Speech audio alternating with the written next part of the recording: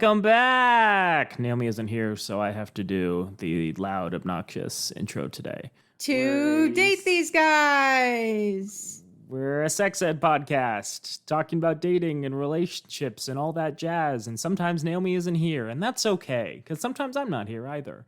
I am joined today, my name is Joel Guy, I'm joined today by my lovely girlfriend, Lauren Pauls. Hello. She's been on the podcast before, not for a couple episodes. No, not for a couple episodes. You didn't include me in the year anniversary episode, which because you had appeared like 3 episodes before. I'm just a little bit salty about it, but this makes up for it, so it's okay. Okay, I'm glad I can win points after being completely uncaring and apathetic towards your needs. Anyways, Lauren, what are we drinking today? We are drinking sparkling pineapple juice from Trader Joe's. I'm excited about this one, Joel. I am also excited. It's not as pineapple-y as I was expecting it to be. It certainly tastes watered down. Yep, yeah. Pineapple juice, second ingredient is water. Yeah, I kind of now just want carbonated pineapple juice. I know. Feel that would be better. It also, would be better. Pineapple soda exists. Big fan of pineapple soda. Oh, we tried that on our podcast. Didn't miss the mark, but I'm probably not going to buy this again. Yeah. That's fair. It's sweet, but not the kind of sweet I'd want it to be. No. It's definitely watery. And it's not that bubbly either. It is not that bubbly. So, Lauren, before we get into the topic of today's episode, which should be evident by the name of the podcast that we're going to title it, I think it's going to be like, Am I the Asshole Part 3 or something? Nice. So people know what's coming up. Okay. I do want to talk a little bit about us. Okay. What have we been up to since the last time you were on? And I think the last time you were on was a current events episode before Ukraine was invaded. So yes, where I gave a take that aged incredibly poorly. So it's okay. No one is rational in geopolitics. It's okay. Yeah, it's fine. We've been up to a lot, haven't we? We've done a couple things. We've done a couple things. Well, I guess we have 2 pieces of big news. I'm pregnant. Joel's pregnant. Mm-hmm. Congratulations. Yeah. We're naming the baby Humphrey. Humphrey Magoo. Yes, exactly. No, I graduated law school. Yay! I'm inserting pause sound effect. Awesome. I already have that in our back files. I'm very excited to constantly be reusing that. It's a good bit. Yeah, I'm very proud of you. Thank you. Now you get to do the next part of your journey. I have to study for the bar exam. And it sucks so much. Yeah, she's not been very enthusiastic. I'm trying to be a supportive boyfriend, but for people who don't know, when you pass law school, it doesn't mean you become a lawyer. Instead, you take the bar exam, and the bar exam is meant to be like applicable to many different states. And so Instead, it is applicable to none. Yeah, so they kind of make up concepts. They're like, in a hypothetical world where this was the law, how would you apply it?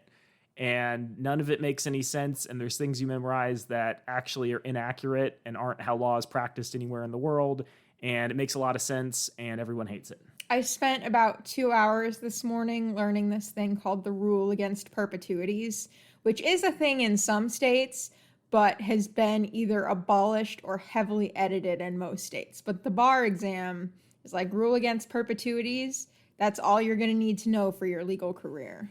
And it's part of property law. And when I took property law, my property law professor was like, yeah, I've used this once. Mm-hmm. It's super relevant, especially to my future career as a criminal defense attorney. Definitely need to know property law for that. Well, how do you know if your client's committed any property crimes? Good point. Yeah, you didn't think about that. That's why you have me. So yeah, Lauren, I'm really excited for the places you're going and the next step of our relationship, which is us both crying over law as we attempt to review flashcards. Yeah.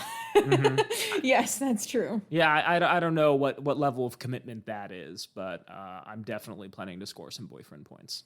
Yes. No, you will score. Joel has scored so many boyfriend points ever since I started studying for the bar. He's been very supportive. He bought me flowers so that I can look at from my desk so I won't be sad. I've been playing with slime, like the glue and borax mixture. Joel is laughing because they make like really fancy versions of it on Instagram, and I spent like $70 on this stuff, and I've been playing with it, and Joel's only made fun of me a little bit, which is very, very sweet. I didn't bring you on the podcast to talk about how great I am, but I do appreciate you taking the opportunity to do that. It's very flattering. No, you've been really great. You really Great. have. We can edit this out if you don't feel comfortable, but we are planning to move in together. Yeah, that was the second piece of big news. Oh, okay. Yeah. So that's probably happening late July, August, September. some point in Some there. point. Well, we're taking it's complicated because we're moving into a house.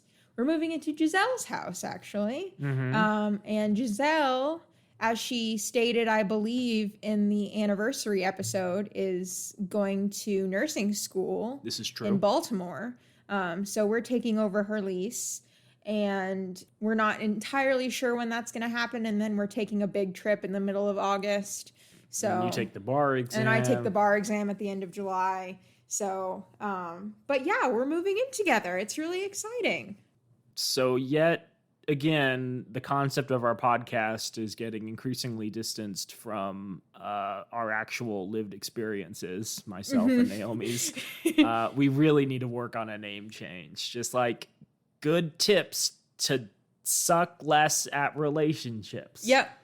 By the guys. By the guys. Lauren, I feel we've preambled long enough. Okay. Clearly, people have, formed their parasocial bonds already. We're just reinforcing those. I want to get into the meat of today's podcast. All right. The meat of today's podcast is discussing other people's relationships and making judgments. I love doing that. It's really fun. I like doing this without Naomi because as Naomi and I are in separate relationships, we each have, I think, different takes and understandings of the world. And since we're in the same relationship, we get to grill each other and make each other feel uncomfortable if our understanding of the world doesn't sync up perfectly. We are indeed in the same relationship. Yeah, that feels kind of obvious in retrospect. Okay, so yes, we have each independently compiled some Am I the Asshole posts from Reddit. You remember the premise from part 1. If you haven't listened to part 1, we basically look at the subreddit Am I the Asshole, where people pose questions about whether or not their etiquette in a certain situation is right, and then we render a judgment on the question. So without further ado, Lauren, do you want to start us? I thought you were going to start because you had more. Well, no, we have the same amount now. We have the same amount now? Yeah. Oh, you made it equal for me? Mm-hmm. See, this is what Joel does to make me feel better. Okay, I can start. So the title of this post is Am I the Asshole for Ransacking My Boyfriend's Apartment? I love the premise already. Good. So I, 25 and female, have been with my boyfriend Jake, in quotes, 34 and male, for 8 months. Things were fine until I, against my better judgment, moved into his place a couple months ago. Since then, he's been getting kind of possessive and protective. I immediately told him to cut that shit out because it's off-putting and things seem to get better. Anyway, I have a friend in Mexico who's getting married. I've been excited to fly down for her wedding since she told me she was engaged a year ago. However, Jake has made it clear that he doesn't want me to go. He says Mexico is too dangerous, even though I've been there many times and even lived there for a year, speak Spanish, have friends there, and know my way around. No matter what I say, he doesn't want me to go. Then a couple days ago, my passport went missing from my nightstand. I'm supposed to go tomorrow, so I wouldn't have time to get a new one. I looked everywhere, no luck. When I asked Jake about it, he behaved a little suspiciously, but I dismissed it because I couldn't believe he would actually take my passport to keep me from going. But he's been giving me some red flags, so I decided to have a thorough look around. When he went out this morning, I started going through everything. As I searched, I became increasingly certain that he took my passport. I started off carefully picking through drawers and cabinets, but as my anger grew, I became a lot less careful. I started turning out drawers, pried open a briefcase, made a total mess. But I found it. It was behind some books on a bookcase in his study. I never go into his study. He definitely put it there. Now he's furious with me for going through his things and ransacking his place. He said he would have given my passport back and there was no need for me to, quote, go crazy. I'm just angry that he took it to begin with, and I don't believe him when he says he was going to give it back.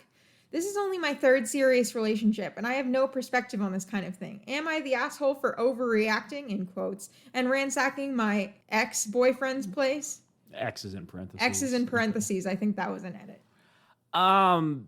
Wow. This woman, how dare she disrespect the privacy of her boyfriend, the sanctity of his home. No, I feel this one's pretty straightforward. I think there's some interesting elements to dig into, though. I guess I should say, without being facetious, that no, it's not a privacy violation. And the fact that he did this is super controlling and paternalistic. Yeah, very gross. I think a lot of guys have this like understanding, this perception of the world that they're supposed to be the protector of their quote unquote woman or significant other. And they get angry when it seems that person is disrespecting their wishes and their desires to keep them safe. And I think this is a really good example of how someone who, I don't even know if I call it the best intentions, somebody who believed he was looking out for his significant other's safety was just being a huge asshole and like overcorrecting for a problem that didn't exist. He thought she was going to be in danger, and so went out of his way to inconvenience her and potentially prevent her from even flying. Yeah. And I think he did it with good intentions, but they weren't good. If that makes sense. Yeah, like that makes sense. From his perspective, he was doing the right thing, and from her perspective, he was trampling over her independence. Yeah. And almost falsely imprisoning her to an extent. Yeah. I should mention this for the ladies. Okay.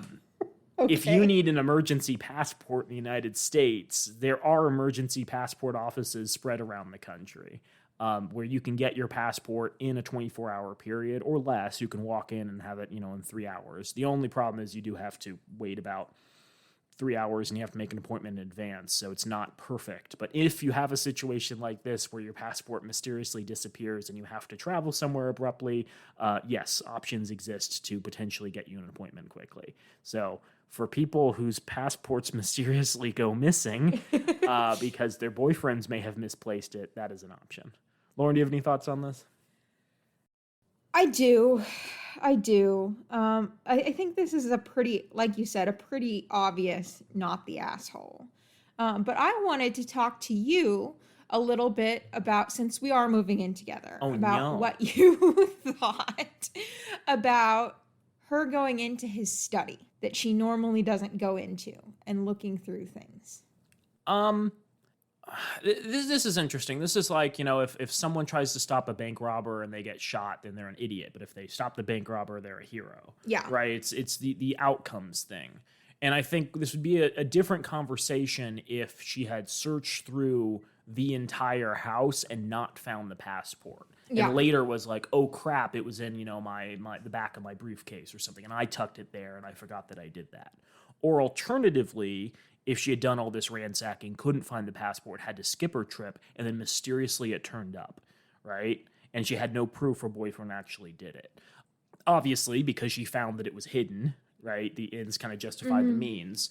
And I would say that it's interesting that she felt the justification to search through everything. And to me, that implies that there were other red flags that indicated to her before that he might do something like this. Yeah.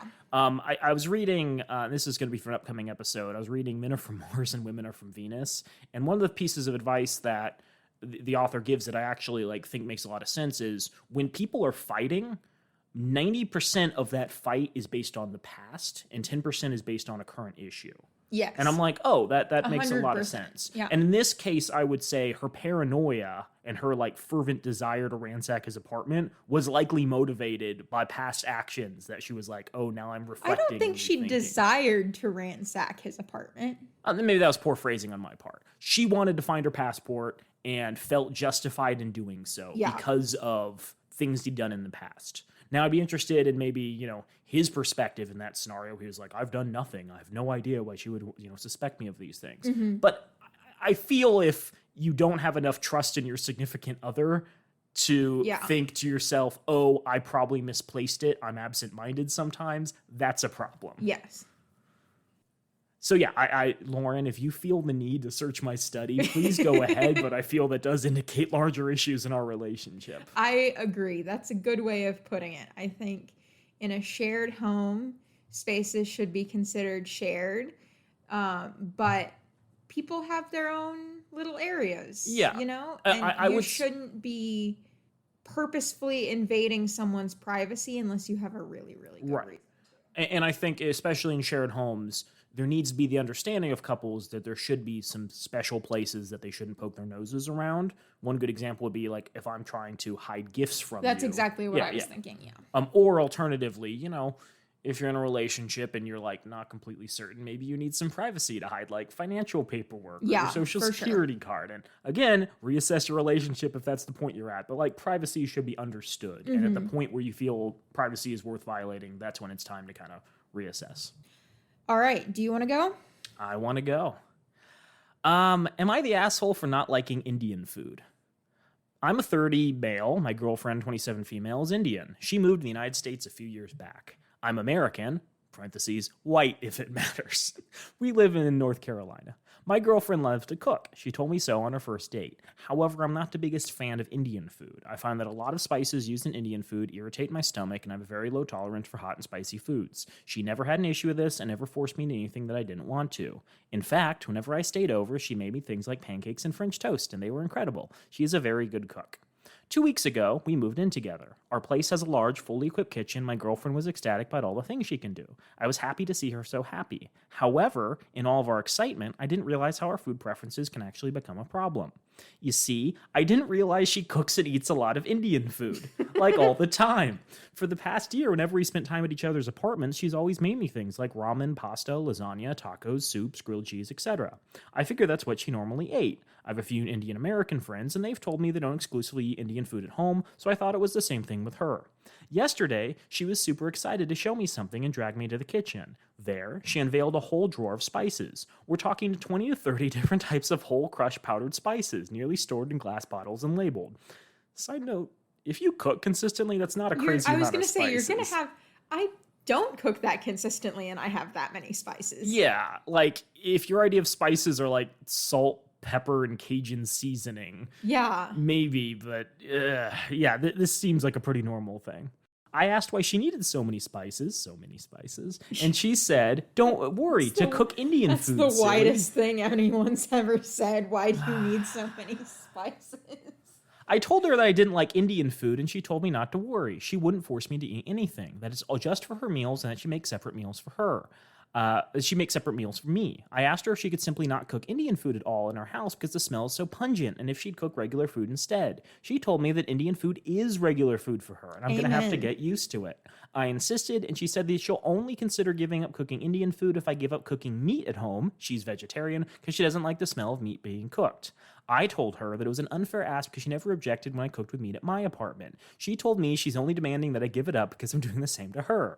I got quite mad and told her she was being extremely unreasonable as I need meat. I work out a lot and I need the protein, but she doesn't need to eat Indian food all the time and can order takeout if she craves it. She told me that restaurants are not very good where we live and it's unhealthy to eat takeout every day. We ended up arguing for a while and now we're not talking to each other. Am I the asshole for insisting that she doesn't cook with spices? Yes. Go on. I mean, I think that this guy, first of all, like I said, whitest person ever. Oh, this ketchup. What'd you put in it? Yeah. Oh, man. They think salt is a spice. But he obviously shouldn't have started this discussion at all. His girlfriend should be able to cook whatever she wants. And yes, Indian food has a smell. Mm-hmm. But I think it's a very good smell. I enjoy Indian food smells. And sometimes when people cook things, there's a smell. Mm-hmm. I'm not the biggest fan of fish, and I don't like fishy smells in my apartment. But if I have a roommate, I'm not going to say, you can't cook fish just because I don't like the smell. It's not like she's forcing him to eat anything that he doesn't like. She's just saying, let me do my own thing, and everything will be fine. I think she was a little bit petty when she came back with the then don't cook meat, that wasn't the healthiest. Oh, I disagree with that. Really? I think that was not the healthiest response to that situation is sort of, I know you are, but what am I? Mm-hmm. Is what that reads to me as. He's asking her to give up a preference in order to accommodate his desires.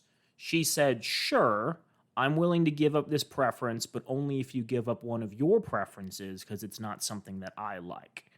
I feel that is a way of like bridging the gap and responding to what you might consider a big need if he has, such a low tolerance for spicy food as he's talking about, and giving him an option.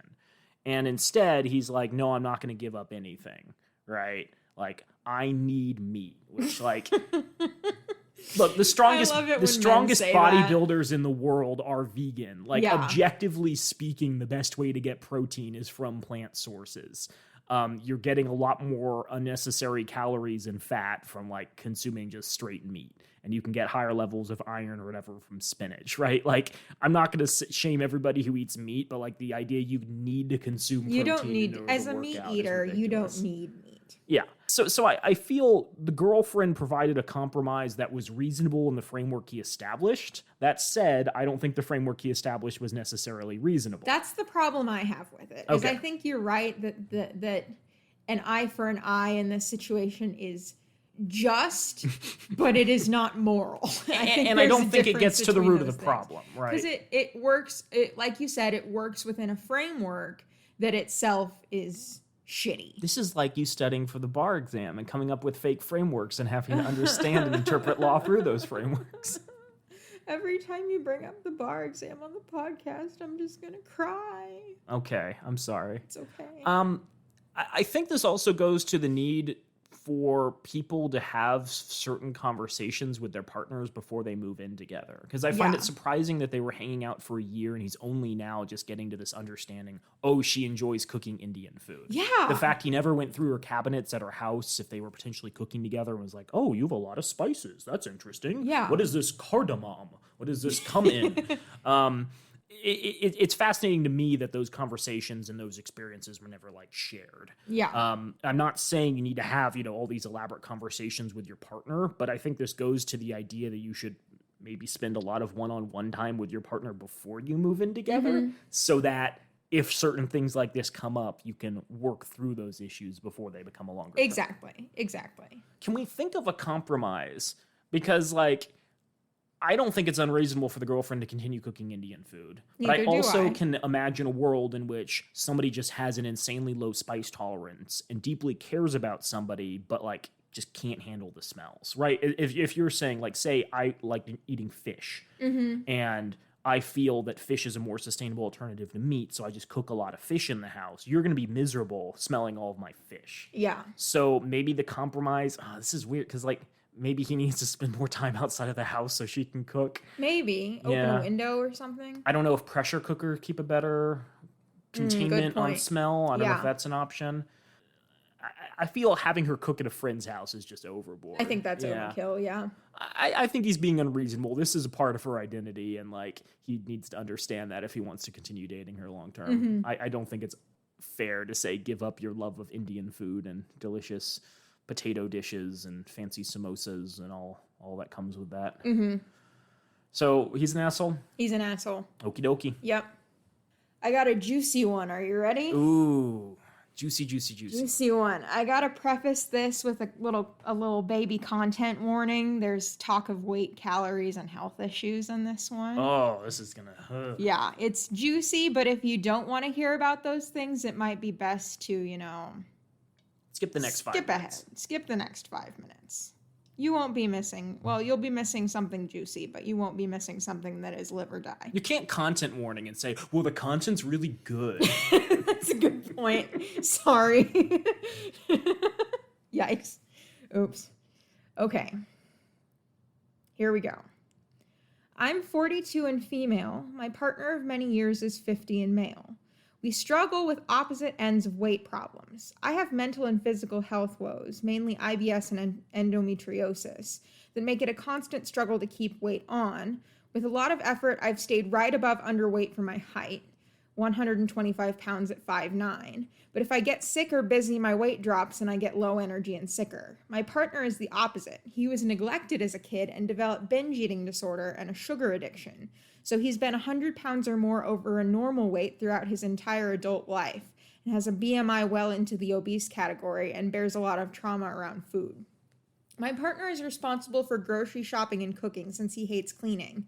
At the beginning of the pandemic, he went into a panic, PTSD triggered, about a worldwide food chain collapse and started stockpiling cheap, long-lasting food. With prices the way they were and both of us out of work at that time, he ended up paying for all the food with a credit card that was in my name only. I'd given it to him for emergencies. And long story short, I'm now almost $20,000 in credit card debt. I'm working again and chipping away at it, but it's really upsetting, especially because he bought food largely to his tastes and not mine, plus a lot of it would destroy my gut because of my stupid IBS. Last year, the sugar addiction caught up to my partner and he developed type 2 diabetes. Now he can't eat the food he stored because it's almost all sugar and simple carbs. I've been eating what I can, but that's not a lot since it will make me ill. My partner has done a really good job on regulating his blood sugar by switching to sugar substitutes in keto recipes, but these are even more expensive. A box of keto snack bars is over 3 times as much as my box of granola bars. Ditto for no sugar ice cream. He dislikes vegetables and will only prepare them if I beg. I start feeling crappy if I don't eat vegetables. And he can't have many carbs, so his meals are sometimes just meat, and meat is terribly expensive. He's also bad about using leftovers. With his preferences, the cost of specialty groceries, and the fact that he eats over twice as many calories as I do, the food bills are huge. I'm trying to knock down the credit card debt before the interest mounts up more. If he was eating the amount of calories needed to sustain a normal or even overweight BMI, we'd have a lot more money to throw at the debt. With trauma around food and finances, this conversation is a minefield. Would I be the asshole if I insisted that he eat less / lose weight? It's not an issue of attraction. I think he's handsome regardless, but it's hard to financially support basically an extra person's worth of fat, and it's medically not a good idea for me to cut my own food costs. Oof. Told you it was juicy. $20,000? $20,000. That's so much food. That's a down payment on a house. That's like a year's supply of food, if not more. Even if it's freeze-dried. That's and what I MRE made and while whatnot. teaching. Okay, so first, he's a huge dick and financially irresponsible. Like, I don't know if that needs to be the topic of conversation, but it's definitely a problem in the relationship. Yeah, finances are a huge problem in this relationship, absolutely. First, the fact he betrayed her trust by using a credit card in her name to purchase things that almost only he would be eating. Huge dick move. Yeah. $20,000. I don't even know. Like, we went to Winco, right? Yeah. And Winco has meal prep kits. Yeah, you can bulk get food. You can lots get of dried, sustainable stuff that you can store for a really long time. Like the stuff that I would imagine people would buy if they're preparing for beans, a food shortage. Yeah. rice, things that Yeah. are not crazy starchy and high in sugar. Yeah. So I genuinely don't know. Like, she said granola bars, and I'm like, do you just get like a shit ton of Snickers or something? I don't know. Well, I think as someone who has done keto for a little bit, if you don't like vegetables on keto, Oh my God. you're going to be eating just a ridiculous amount of processed food and meat. And both of those, especially the keto versions, are very, very expensive. Well, no, because he bought that before the sugar addiction caught up. Oh, okay. Yeah, so canonically, he bought a bunch of sugary sweet things that are no longer acceptable Yeah. for keto, which, again, are fairly cheap, so I have no idea how he spent this much. That's the thing I'm going to keep returning to. Yeah. I don't really feel this issue is about his weight. I also don't feel this issue is about his weight. The issue, he's irresponsible. She's offered solutions to the problems they're in that he refuses to, budge on. Like, the idea he doesn't like vegetables and will have meals that are exclusively meat. That's very selfish. That's very self-centered. And I understand you can have health problems that prevent you from eating, large quantities of carbs, but there's a lot of low-carb vegetables. Yeah. And you can make them taste really good. And yeah, I don't feel is respectful of the person writing this choices. The fact that she's frustrated over the $20,000 worth of food that now only she can eat. And that's really where her anger is coming from and where the problem is. Yeah, it's not coming from his weight at all. Yeah, because she explicitly says, I don't care that he's, chubby. I find him attractive like this. Exactly. Yeah. And to that extent, I don't think the solution is telling him to eat less or lose weight. And I think doing that, I think clearly this guy, I feel really bad for both of them because clearly this guy is traumatized. Mm-hmm. And that's coming through in the way that he eats. But at the same time, his wife is absolutely justified in being mad about the budget. But I don't think the way to phrase it is like, hey, you need to lose some weight so we can save some money. That seems insensitive to me. I think there is a partial solution here. It doesn't solve everything, but they need to consider a food bank. And a lot of people, there's a stigma surrounding food banks where like you're lesser of an individual if you have to rely on, the assistance of other people. And that's just like flat out wrong. Food banks are meant to help all manner of people. And often many of the clients of food banks already work full-time jobs. Yeah. That's just like the nature of our society that they're forced to do that because their full-time job does not pay them nearly enough to cover rent and, their kids' school books and utilities for the month and all of that.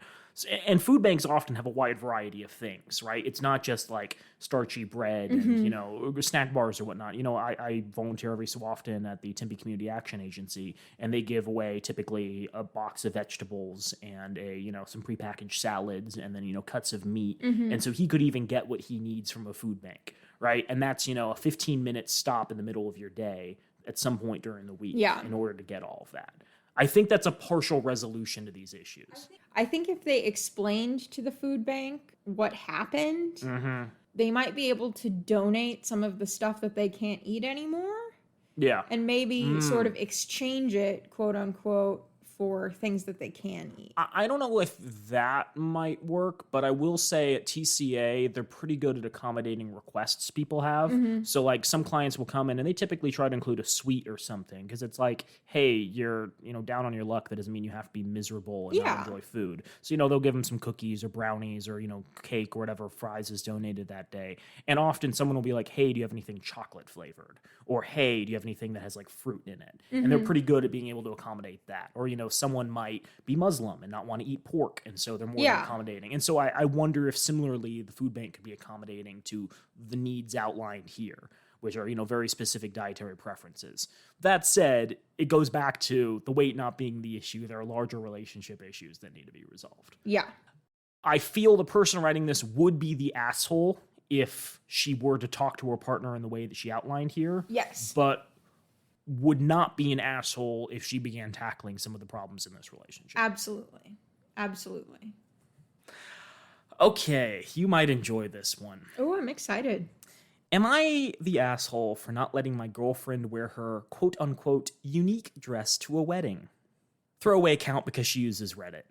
I'm a 25 male. I'm dating a girlfriend, Nat, a female 30, who has a very particular sense of style. Picture Harley Finkel from Wizards of Waverly Place. You'll get the idea. Don't get me wrong, I've never had a problem with that. In fact, I love the way she dresses because she loves to do so, and if I'm happy if she is happy. The thing is, sometimes she likes to incorporate memes into her clothes. No problem, it's cute. But now she wants to wear a dress inspired on the meme Gay Rat Wedding to my friend's wedding.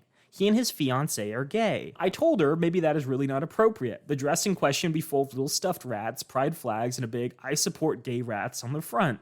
My friend is not a big fan of the way my girlfriend dresses, and I think this dress may cause a certain uproar in the wedding. Now Nat is upset with me and claiming I'm throwing water in her flame of creativity. The wedding is next month, though she has plenty of time to think about another thing to wear. Should I just let her go with this dress? Am I the asshole in this situation? No. Yeah, I feel it's pretty straightforward. Yeah. If someone is inviting you to their wedding, but expresses a certain preference, being like, hey, don't wear white on this day, or hey, please don't wear a gay rats themed dress, maybe respect their wishes. Yeah, you generally wear what the bride wants to a wedding, and if you have doubts, send her a picture the day, like a couple days before. The wedding is not about you. Yeah, distinctly not about you. I also feel I've encountered certain creative artistic types before, and anybody who says things like throwing water in the flame of creativity is an asshole. This person has politely expressed maybe this dress, which some people may construe as offensive or not like, shouldn't be worn. and they're like, no, it's my way of showing the world I'm unique. Yeah. And that doesn't respond to the thing that the fiance brought up. This doesn't respond to what the writer is like trying to get at, which is maybe don't offend people at a wedding. It's saying my desire to be unique is more important than that. Yeah. I don't feel that's a good I don't feel that's a good look. Yeah. That's not a good look. So is he an asshole for not letting her wear it? No. Okay. No, he's not. Okay. Am I the asshole for allowing my parents to see my baby? My wife has had 2 miscarriages and a stillbirth, and so when she got pregnant for the 4th time, I did my best to support her in any stage of her strange requests that she made. During the birth, she didn't want anyone who wasn't a medical professional in the room, including me. I wasn't too happy with this because I really wanted to see him be born, but it's her birth and her body, so I went out without a complaint. Afterward, she stayed the night and didn't want anyone other than me around. Both new sets of grandparents had been scheduled to come around, but I called them and said she wasn't ready yet, so they didn't. 2 days after, we came home with the baby, and she still refused to allow anyone around. I can understand a new mother is going to be very protective over her child. However, these are our parents. She has a complicated relationship with her parents, so I don't mind her placing restrictions on them. But my parents are incredible and so excited for a grandbaby. So I decided to tell my parents that they could come over and see the baby. I didn't consult my wife because I knew she'd immediately shoot down the suggestion and be in a mood for the rest of the day. They came over with gifts for my wife and the baby and were absolutely ecstatic. My wife seemed genuinely really happy. My mother gave her tips, and my wife looked relieved to be free of holding and feeding the baby for an hour. When they left, though, her attitude immediately shifted, and she started yelling at me, which of course set off the baby, for disrespecting her wishes. But he's my baby, too. We both have a child now, and my family deserves to meet him. She yelled at me about her grief over our stillborn baby as if I didn't grieve him too. It's why I was so excited for my parents to meet my healthy boy. Now she refuses to talk to me even though we were trying to care for a baby together. So am I the asshole? I just Googled something real quick. WHO, Newborns Improving Survival and Well-Being, an article from September 19th of 2020. Key facts. Although the global number of newborn deaths declined from 5 million in 1990 to 2.4 million in 2019, children face the greatest risk of death in their first 28 days.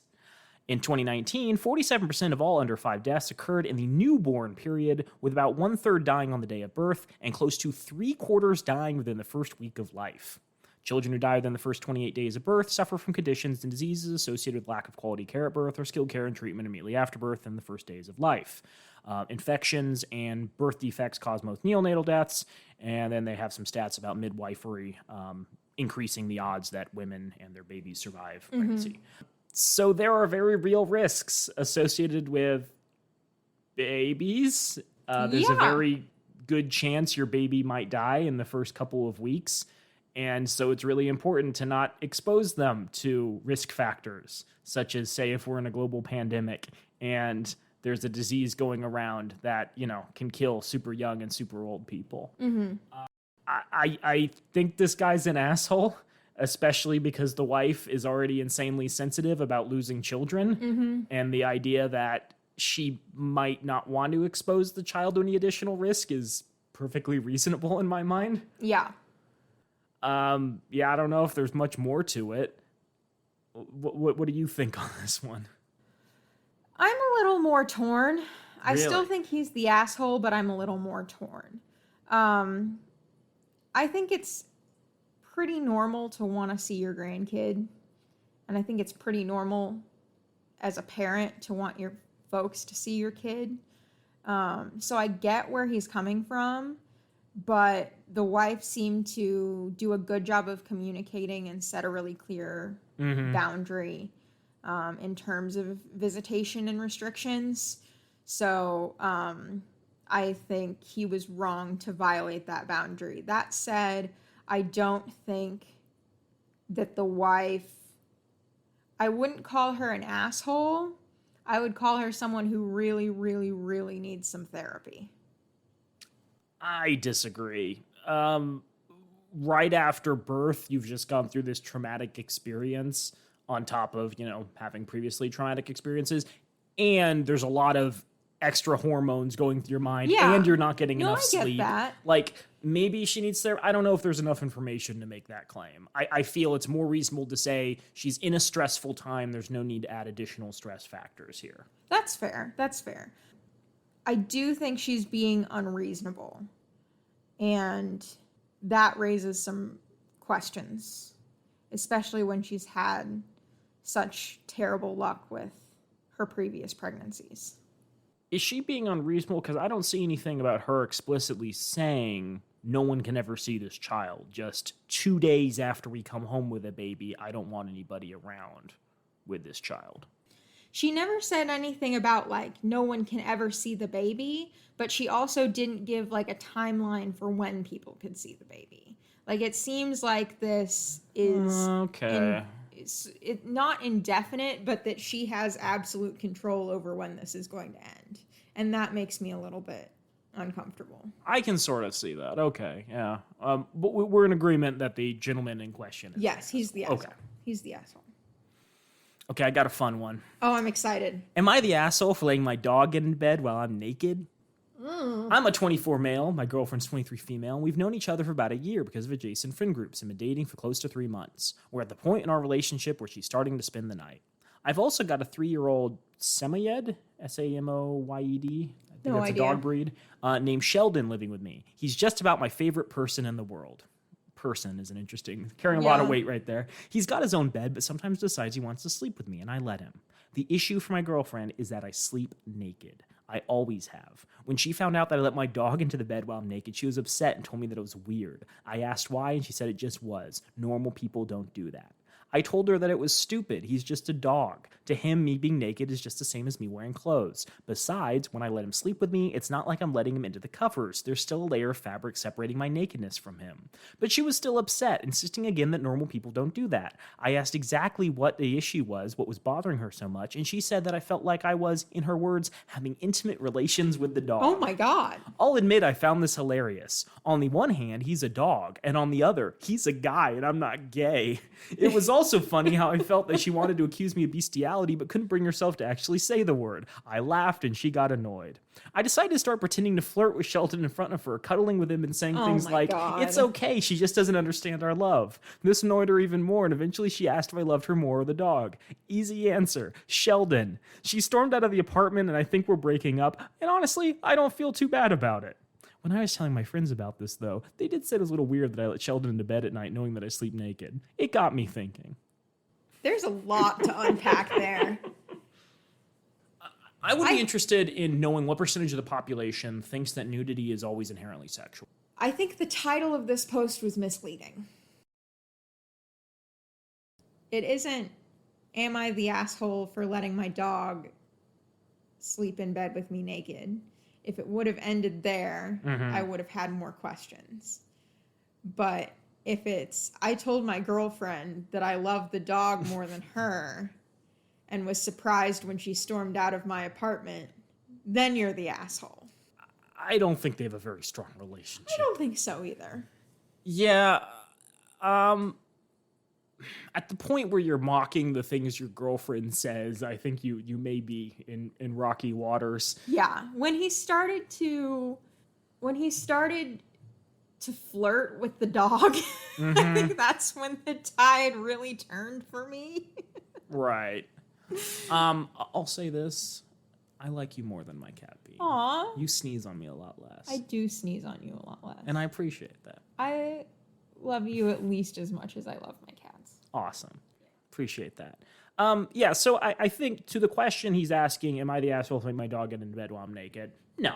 I think it's perfectly reasonable. Some people have issues with nudity and have weird associations, but that's not the problem here. The problem is you mocking your girlfriend and making it clear she was not important to you or as important as she would have liked to think. Yeah. And I think that does make you the asshole. It absolutely makes him the asshole. Look, clearly you want to spend time with the dog. Great. Break up with a girlfriend. Spend time with the dog. Don't keep this rolling. Mm-hmm. My turn? Your turn. Okay, this is a new one. Brand shiny new one 5 hours ago.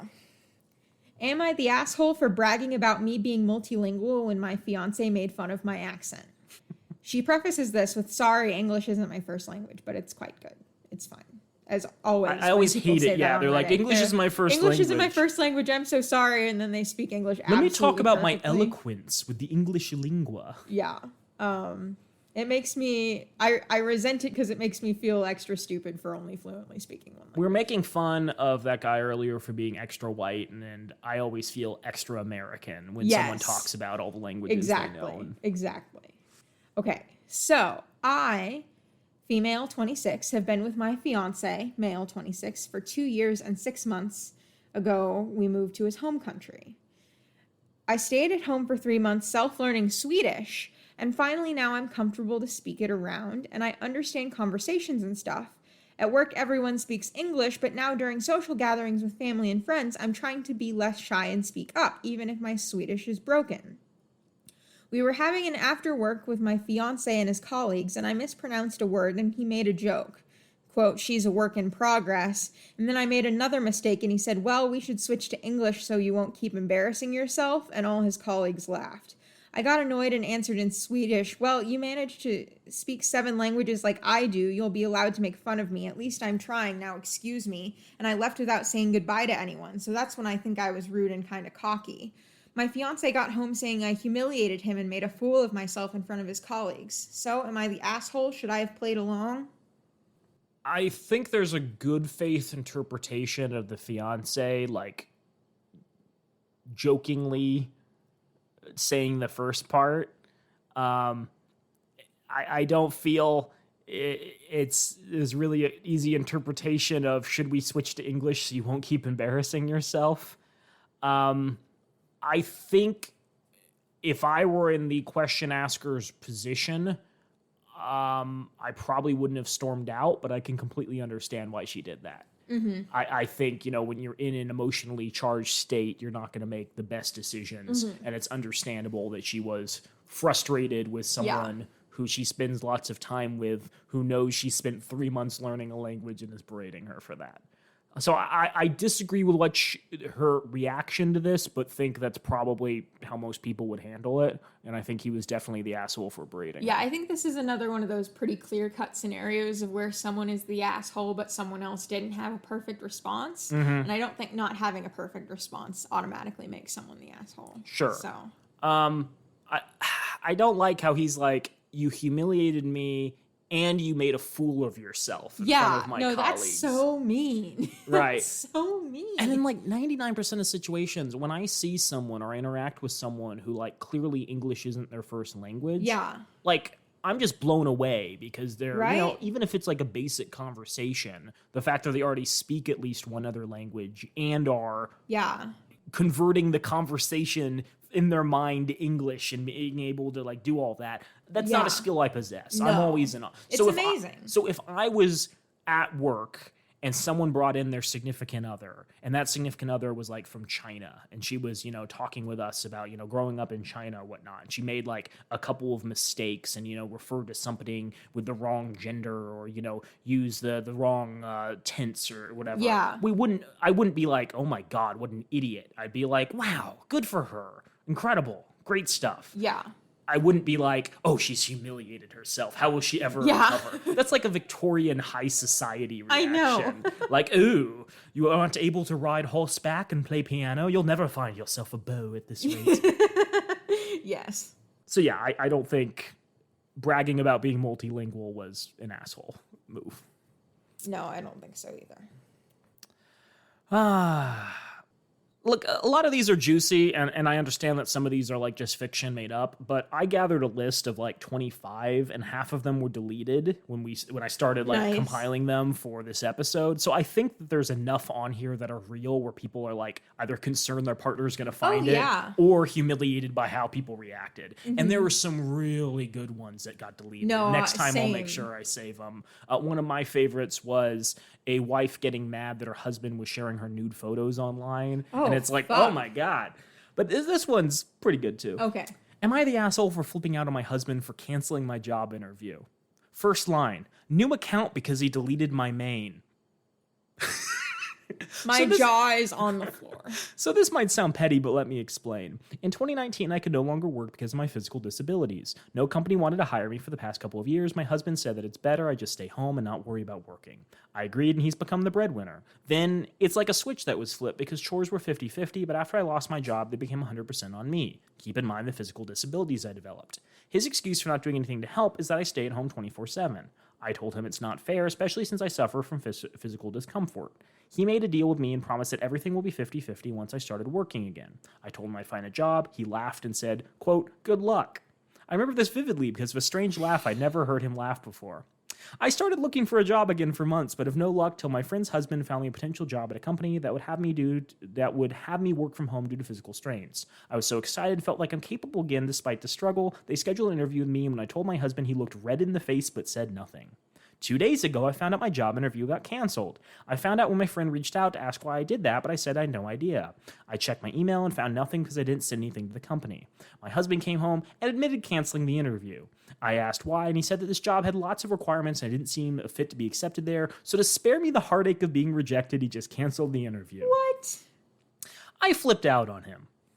And told him he destroyed my one and only chance at landing a job, but he said he was just feeling concerned about my well-being. I told him he probably didn't want me to work because he didn't want to split household chores, and he seemed offended by that. He threw a fit about how unreasonable and selfish I was to even consider a job without speaking to him first. I told him I don't get involved in his work life. He called me horrible for accusing him of bad intentions and went out to meet his friends probably at an event because one of them told me my husband is looking out for me, but I was being cruel to him by yelling. He's been cold shouldering me since then, deleting my social media accounts, claiming they're bad for my mental health because of the negative effects some of those platforms have. I think you had your answer on the first line, right? You had your answer on the first line. If your significant other is deleting social media accounts of yours, that's abuse. That is abuse. That's when the moon horrifying. hits your eye and your husband's deleted your Reddit, that's abuse. When he cancels your interviews without your permission, that's abuse. When he deletes... Oh my God. Yeah. Lauren, why is this so bad? I don't even know where to start with this one. I think we're past therapy. No, I wasn't going to go with therapy. We're past therapy. We're past therapy. Yeah, we're past therapy. I feel really, really, really bad for the girlfriend. I think they're married. Oh, they're married? The wife. Yeah. Oh, yikes. That's worse. Mm-hmm. Because the husband is just ableist as fuck. He, doesn't recognize the extent to which her physical disabilities keep her from being able to keep up with the house, which is an issue near and dear to my heart because I have disabilities that make it hard for me to keep up with the house. Mm-hmm. He thinks somehow also that she's incapable of working because of her disability. That's interesting because that's not my take at all. I don't think he thinks she's incapable. I think he's just being controlling and doesn't want her to have financial independence, right? Like that's an interesting perspective. It's such a weird thing to be like, oh, I canceled the interview so you wouldn't humiliate yourself, right? That's a really weird thing to do. And someone who's ableist would probably be patronizing and be like, are you sure you want to do that? Right? They wouldn't just go ahead and do that for you. He removed that level. I think that is patronizing. To go ahead. It's a new level of patronizing, but it's still patronizing. Like the fact that he's saying, and the fact that he went to his friends and explained it like that, and his friends came back with, he's just looking out for you, that makes me really uncomfortable because that means that he's at least putting the message out there that he thinks she's incapable for one reason or another. I would still say the interpretation of him wanting to be financially controlling makes a little more sense in my mind. And I can understand there's some ambiguity here. I think what's interesting is when she started staying at home, she said, I can't do this because of my physical disabilities. And he was like, okay, once you return to your job, I'll take over. Yeah. So she was doing 100% of the work that she said she didn't feel comfortable doing, and he was perfectly fine with that, right? So if he was ableist, I feel he maybe wouldn't have allowed her to do all that work, right? He wouldn't have said doing 100% of the chores is something that's reasonable for you. Instead, it seems like he wanted someone to stay home and take care of the house, and he could be, the 1950s breadwinner man. And he doesn't like the disruption of that balance. I think it's probably a combination of both. You're right. Why not both? Okay. Yeah. Yeah. Don't flip out on your husband. Divorce your husband. Yes. I don't think you're the asshole. I think your reaction wasn't far enough. I agree with that. That's controlling and disgusting and a huge problem. So, am I the asshole for not letting in my quote-unquote boyfriend who showed up to my college as a surprise? I am a college student. In high school, I dated John. I tried to break up with him over Christmas break this year, but he said he wouldn't let me. the old turkey drop. Actually, I'm not familiar with that phrase. Turkey drop? No. It's when you break up with your high school significant other over Thanksgiving break. This was Christmas break. Oh, okay. You're not paying it. The old roast duck I guess drop. my winter break included both Thanksgiving and Christmas. Yeah. So I definitely turkey dropped my boyfriend over that extended 6-week break. Good thing you're out of school, so you no longer have that opportunity. I don't have that opportunity anymore. You're right. So yes, he said he wouldn't let me, that we had a future together and I'd recognize my mistake in a few weeks. I told him that I'd realized I'm a lesbian and was sure. He just wouldn't accept it and said we would talk again in a few weeks. Afterwards, I got in texts every few days from John telling me he loved me forever. I texted back the first few times saying we were broken up, but he just didn't want to hear it. Then, one day I was studying in my college dorm and I heard a knock on my door. It was my RA and she said my boyfriend was in the lobby. It didn't even occur to me that it was John. My college is several states away and he has no car. Oh my God. I said that she must have the wrong person. She said, actually, he said your full name and he's being kind of belligerent with the guard, saying he traveled from, quote, my home state to see you. I was like, holy shit, no, you can't let him in. I broke up with him and he won't leave me alone. I had no idea he was even coming here, let alone showing up unannounced. I need to study for an exam tonight. I was honestly panicking and she could tell. She said she would handle everything. I should just stay in the dorm and study. I'd be safe there and she'd make sure of it. I thanked her profusely. I tried to put it out of my mind and study. My phone had already been on Do Not Disturb, and I kept it that way, and I just studied all night. I was wondering what the fuck had happened, but I also knew how important the exam was going to be and that I needed to focus. I didn't check my phone until I'd finished my exam the next afternoon. I knew whatever I saw might upset me. And when I finally took it off Do Not Disturb, I had a lot of messages from John. He first said he'd come to visit me and show that he wanted to work our relationship troubles out. Then he was saying the guard wouldn't let him in, and could I answer my phone? Then angry texts saying, did you fucking call security on me? And a bunch of texts saying he was here with no car and no money and nowhere to stay. He was staying up all night in a gas station because he had nowhere to go and he thought the employees would kick him out soon. Then a really angry text saying his mom had to give him the money to get a sooner flight home and now she might not be able to make rent. He was furious we spent 4 years together and leave him out to dry when he came to try and work things out. I feel conflicted. I didn't want to be with him, but maybe I could have helped him at least find a place to sleep till his return flight. Like ask my guy friends if he could sleep in a guy's dorm. I have 2 friends whose roommates dropped out, leaving spare beds. Am I the asshole for not talking to my quote-unquote boyfriend when he showed up uninvited after I tried to dump him? Oh my God. Yeah. What? See, I thought initially when I was like proposing this as like a potential podcast idea that it would be good to have some that were like ambiguous. But I think now it perhaps is better to have ones that are clear cut and dig into all the separate issues for why it's so clear cut. And it allows us to have conversations on like specific behaviors. Yeah. What do you think, Lauren? This reminds me, I've been watching a lot of Seinfeld recently, and this reminds me of the conversation George has with one of his girlfriends where he tries to break up with her, and she's like, no, breaking up with someone is like launching a missile from a nuclear submarine. You both have to turn the key.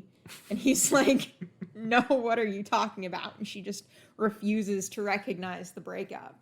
That's what it reminds me of. But this goes a step further than that, obviously, with the stalking. That's what it is. It's stalking. And it is horrifying. I also like it. She said, I'm a lesbian. I know. And was sure of it. And he was like, so we can work it out. Yeah. So either you think she's a lesbian and believe you can cure her of lesbianism, that you're that incredible, or you think she's lying to you and went so far as to propose that she's a lesbian so that you'd no longer be interested and are actively disregarding her wishes. Either way, you're not in the right here, dude. But then also, we've discussed this, I think, on a previous episode when it was like a couple who was out in a bar district late at night and the girlfriend was being belligerent. Right, I remember Have that a one. backup plan. Yeah. If this guy's going to fly out here, it's not your problem to make sure not. he's It housed. And the fact you absolutely is even not. consider that is insane. Look, I've had some really bad RAs. I had one who was doing research feeding cocaine to mice, and Nice. I'm not sure how much of the cocaine went to the mice and how much went to him. I've had ones that clearly, just wanted the free tuition and maybe even not free tuition, free room and board at ASU. And like they didn't care whatever people are up to. This is a good RA. Right? This is someone who's doing exactly what they need to do, because this happens all the time at colleges where like estranged parents show up and demand to see their children. Yeah. And the whole reason a lot of dorms are designed in such a way with all these security doors and locks is to make it hard for people to get in. And the RA did exactly what they needed to do. I can imagine a much worse scenario where she lets that person up after they're like, I know Susie or whatever. Mm-hmm. And she didn't do that. So applause for her. Yep. You're not an asshole. Go date some women. Yes. Enjoy your life. I did see a tweet the other day. Call the police. Which was like, guys are constantly talking about all the things they hate about women. And girls who like girls are always like, I love women so much. I love their smell and their hair and those funny things they do. Yep. What a difference. Yep. Lauren, you got one for me? I got one for you. There's a word in it I don't know how to pronounce, though. So I didn't know what Samoyed was, so okay. don't feel embarrassed. Fair. Okay, I, 26 male, have been with my girlfriend, 25 female, for just under 2 years. 2 months ago, I bought a motorcycle secondhand. I was riding with my girlfriend sitting behind me on this is the word I don't know how to pronounce, pillion? Well, I'm not familiar with that. Pillion? I guess that's the bike seat. It's the bike seat. Yeah. It's got to be the bike seat. When we got pulled over by the police, the cop comes over and tells me that the plates on my bike are coming up as stolen. My girlfriend, who is leaning against a tree where I got pulled over, now starts freaking out. She starts yelling at me that she should have known that I'm a good-for-nothing thief, and that I manipulated and duped her into thinking I was responsible enough to actually own a bike. She starts telling the officer that she didn't know about what I had done and that I had strung her along. Thing is, this is bullshit. Why? She was there when I bought the bike off the guy. I paid him in front of my girlfriend with the cash I withdrew from the ATM she stopped at on the way. She knows that I didn't steal the bike or break any laws. Girlfriend storms off after kicking my helmet that was on the ground and out of the way. It takes a good few hours for me to clear everything up with the cop after he takes me and the bike to the station. I end up trawling, whatever that word means, through the photos on my phone, the banking app, the bike sale listing, and the documents I photographed to show him that I did indeed buy the bike and it isn't stolen. He told me that he would let me go home, but that the bike shouldn't be ridden unless the matter is cleared up formally, since it's still technically listed as stolen on their database. I get home and see my girlfriend watching TV. I ask her what happened on the side of the road. She tells me she had to put on an act so she wouldn't get into any legal trouble or be seen pull over on the side of the road. I told her that there was no legal trouble or any risk and that I was able to show the cop the evidence and convince him, no thanks to her and her acting. I asked why she was scared of being seen and pulled over and asked if she had had a bad experience with cops. She said that she was looking to get a government job and it wasn't a good look and would screw her if she got anything on her record. I told her that she was an unsupportive coward and she made things worse for me by throwing me under the bus. She left the apartment after calling me an asshole. So, am I the asshole? I'm picturing him like walking in and she's watching Seinfeld. She turns to him and is like, oh, how was your day? Yeah, right? Well. I don't want to say break up with people for being stupid, but if this is genuinely what she believes, maybe break up with her for being stupid. The thing about being pulled over by the police is you don't magically get out of crime trouble when you accuse the other person you're with of crimes. Or alternatively, if you're like driving a car and get pulled over and they find marijuana, you don't get out of it by saying, oh, my fucking friend Steve must have left it behind. Go to Steve's house. No, they're going to want to ask questions of both you and Steve. So if this is genuinely what she believes, that if she accuses her boyfriend of crimes, that she will not be in any trouble, maybe break up with her for having like a kindergartner's understanding of law, because this is going to come back to bite you in the future. I think that's just a small piece. Oh, no, that's one piece of it. Maybe don't date people who accuse you of crimes when law enforcement is in the area. Who are your alibi, like saw you specifically not commit the crime? Because believe it or not, this is not a uniquely American problem, but does happen a lot in America. People can sometimes get killed or permanently disabled during pullovers by police. And especially if this person who's writing this post was of a certain race, things could have ended out very, very badly for him with those accusations. So she's potentially stupid. But here's my theory, hearing this post. Okay. I think she had something illegal on her. And in order to deflect blame, that's she exactly panicked what I was thinking. and was like, oh my God. When I first read this, my thought was, oh, she's deflecting. Yeah, whether it's an illegal firearm, whether it's drugs whether it's maybe she even has passed like a warrant or something out for her arrest. Maybe she just did a crime a while ago she didn't get caught for and is concerned that, if she gets brought to the station, that might become real. I don't know. But obviously this person doesn't care about you because they're willing to throw you under the bus. Yes. And or they're incredibly stupid. Yes. One of the two. Yeah, I don't think I've ever said break up with someone because they're stupid, but this could be one of those times. Yeah. It's like pulling a sheet over your head and being like, they can't see me if I can't see them. Exactly. Oof. Am I the asshole for asking my boyfriend to stop emulating Winnie the Pooh? So I'm a 24 female and I moved in with my boyfriend, 25 male. The issue is he just started walking around the apartment and spending most of his days completely bottomless, dick out with just his shirt on. That's not Winnie that's Donald Duck in it? Donald Duck in it. No, Winnie the Pooh does the same thing. I guess Winnie the Pooh does do the same. Winnie the Pooh has some fur though. So I feel like that makes it better. We don't see his genitals. You don't see his genitals. Fellas, there's a lot of looks that are unattractive, and I would say this is like top 5. I feel pants with no shirt is like 1,000 times better than shirt with no pants. Anyways, so he calls this... It's right up there with naked and socks. Oh, yeah, you're right. He calls this Winnie the Poohing. He told me he started during work from home because he thought it was funny to be on Zoom and just not have pants on. I'll be honest, it makes me a little uncomfortable for him to just be constantly having his penis out in front of me, so I requested he just wear boxers at least. He thinks I'm trying to be too controlling that should I appreciate his body. However, it just feels kind of unsanitary and weirdly dangerous. He was cooking with oil and a drop of oil spat out of the pan and landed on his penis. So am I the asshole for not wanting to constantly look at my boyfriend's penis? No. Why? Oh, jeez. Well, because first of all, not having pants on all the time is a little bit unsanitary. San Francisco, I don't know where they currently stand on nudist policy, but like San Francisco is one of those cities where I think it is still legal to be nudist, like anywhere, maybe just in special districts. But one requirement they passed in the mid-2010s was you have to be carrying a towel around when you sit down. Because it turns out your butt area carries a lot of bacteria. Yeah. Maybe don't sit in public spaces and on benches and whatnot with your like exposed genitals and butt. I mean, I think there's also a very mild chance, but still a real chance of like transmitting certain STIs. Yeah. So like there's a good reason and a public health reason to not like constantly be walking around with your dick out. And if it is, cover yourself up when you're using public spaces. And, on nude beaches, everyone sits wherever they want, but they bring their own towels too. That's not something that's like unique to San Francisco. Yeah. I also think that this just reflects a lot of immaturity on the guy's part. Like this probably is indicative of other problems in the relationship. Potentially immaturity, but also like a sense of perversion.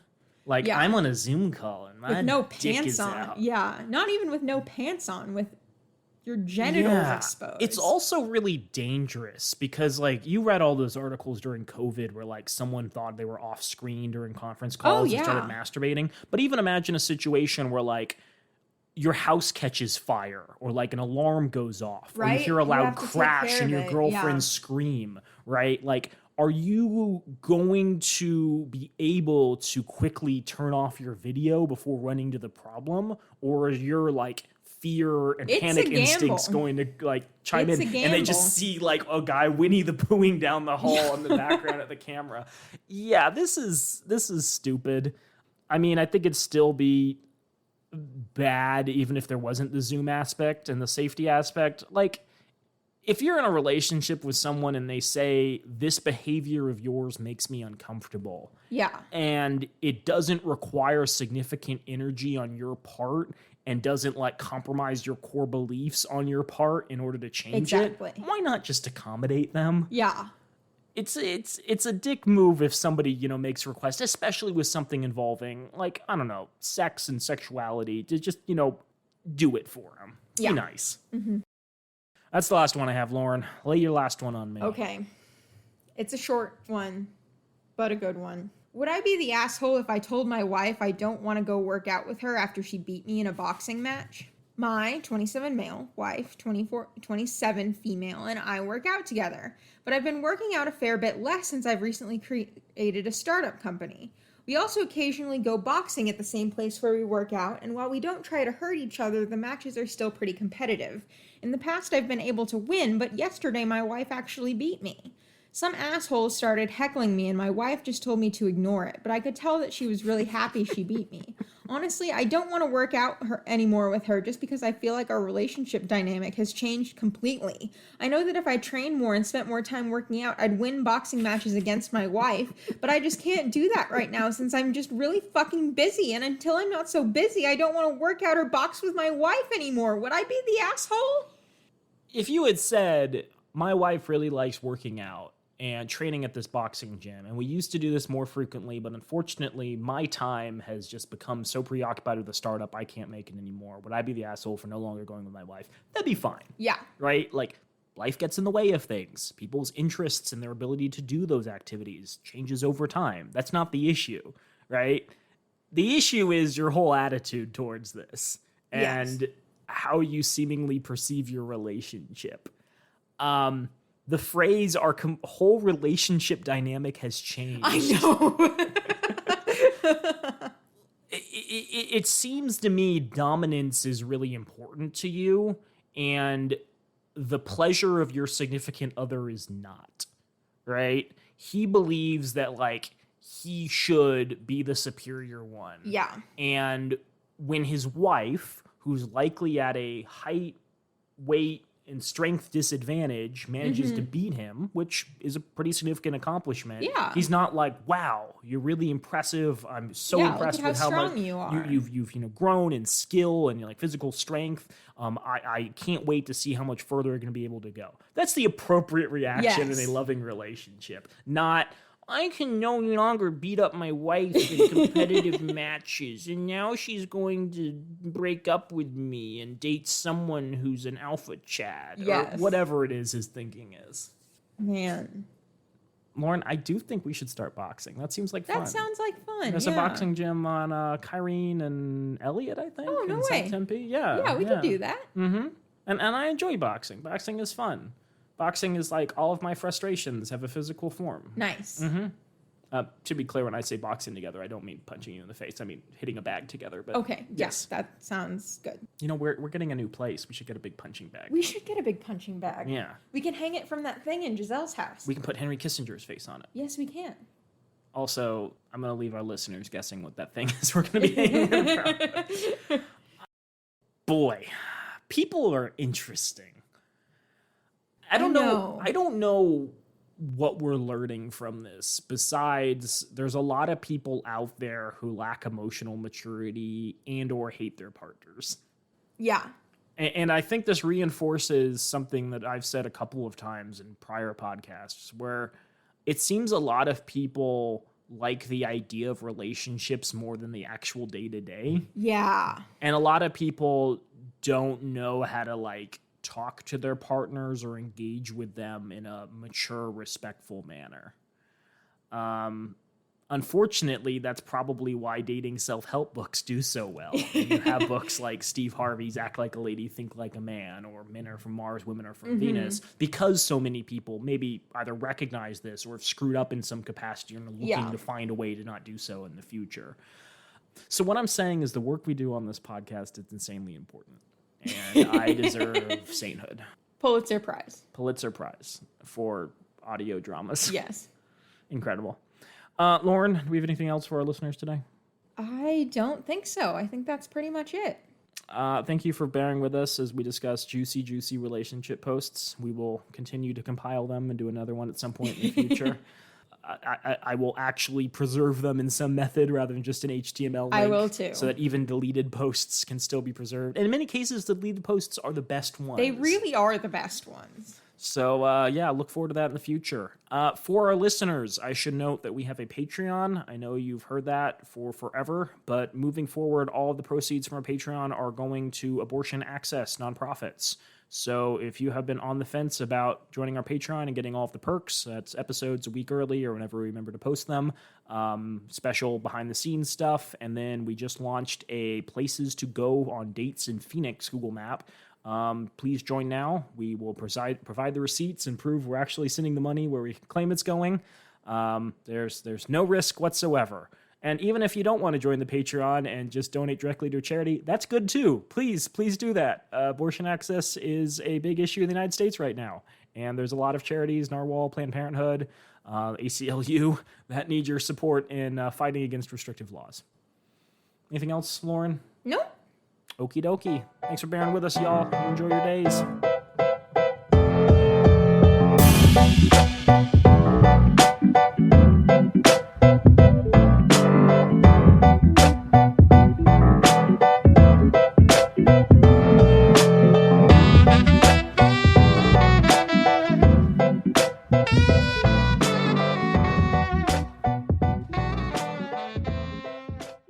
We have many thanks for the use of our theme music, which is the song Drop by Ketsa. You can find more of their music online at ketsa.uk. You can also find Date These Guys online on Twitter and Instagram at DateTheseGuys or visit datetheseguys.org. If you have questions for the podcast or want to be a wealthy sugar parent, send an email to datetheseguys@gmail.com. If you're looking to make an impact in the world, this show strongly recommends Planned Parenthood, a nonprofit organization that provides reproductive health care in the United States. Planned Parenthood provides birth control, long-acting reversible contraceptive implants, clinical breast examinations, pregnancy screenings, prenatal care, testing and treatment for sexually transmitted infections, and abortions. They also do great work for those who are lower income. 4/5 of their clients are at or below 50% of the federal poverty line. Both Joel and Naomi are monthly donors to Planned Parenthood. We hope you will be too.